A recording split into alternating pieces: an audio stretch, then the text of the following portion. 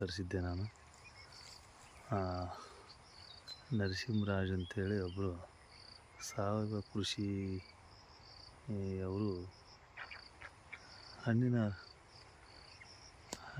ಗಿಡಗಳ ಬಗ್ಗೆ ಅವರು ಭಾಳ ಪರಿಣಿತರು. ಹೀಗಾಗಿ ಅವರು ನಮಗೊಂದು ಮೂಸಂಬಿ ಹಣ್ಣು ಕಳಿಸಿ ಅಂತಂದಾಗ ಅವ್ರ ಪ್ರೀತಿಯಿಂದ ಯಾವುದೇ ದುಡ್ಡು ತೊಗೊಳ್ದೇ ನಮಗೆ ಅವರು ಕೊರಿಯರ್ ಮಾಡಿದ್ರು ಅಗಿಯನ್ನು. ಭಾಳ ಅವರು ಕಳಿಸಿದ ನಂತರವೂ ಕೂಡ ನಾನು ಕಳಿಸಿದ ಮರ ಹತ್ತೋದಿಲ್ಲ, ಗಿಡ ಹತ್ತೋದಿಲ್ಲ ಅಂಥೇಳಿ ಕೇಳಿದರು. ಅದಕ್ಕೆ ಅವ್ರು ಅಷ್ಟು ಕಾಳಜಿಯಿಂದ ಕಳಿಸ್ಯಾರ. ಅದಕ್ಕೆ ನಾನು ಕೂಡ ಅವ್ರಿಗೆ ಕೃತಜ್ಞತೆಯನ್ನು ಸಲ್ಲಿಸ್ತೀನಿ.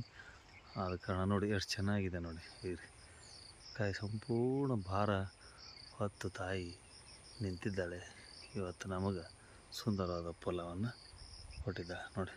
ಇವತ್ತು ಅವ್ರಿಗೆ ಇದನ್ನು ಅರ್ಪಿಸ್ತಾ ಇದ್ದೀನಿ. ಹಣ್ಣನ್ನು ಎಷ್ಟು ಸ್ವೀಟಾಗಿದೆ ಅಂತಂದ್ರೆ ಅದು ಸ್ವರ್ಗ ಎಲ್ಲೈತೆ ಅಂದ್ರೆ ಆಕಾಶದಾಗಿಲ್ಲ, ಭೂಮಿ ಮೇಲಿದೆ, ಭೂಮಿಯಲ್ಲಿಲ್ಲ, ಈ ಹಣ್ಣಿನಲ್ಲಿದೆ ಅನ್ನೋಕ್ಕೆ ನನ್ನದೊಂದು ಚಿಕ್ಕ ಅರ್ಪಣೆ ಅವರಿಗಾಗಿ. ಮತ್ತು ಅವರು ಈ ಗಿಡಗಳನ್ನು ಯಾರು ಬೆಳೆಸ್ತಾರೆ, ಯಾರು ತೋಟಗಾರಿಕೆ ಒಳಗಿರ್ತಕ್ಕಂಥ ಹಣ್ಣು ಹಂಪಲುಗಳನ್ನ ಯಾರು ಬೆಳೆಸ್ತಾರೆ ಅವ್ರಿಗೆ ಭಾಳ ಅವರು ಪ್ರೇರೇಪಿಸೋರು.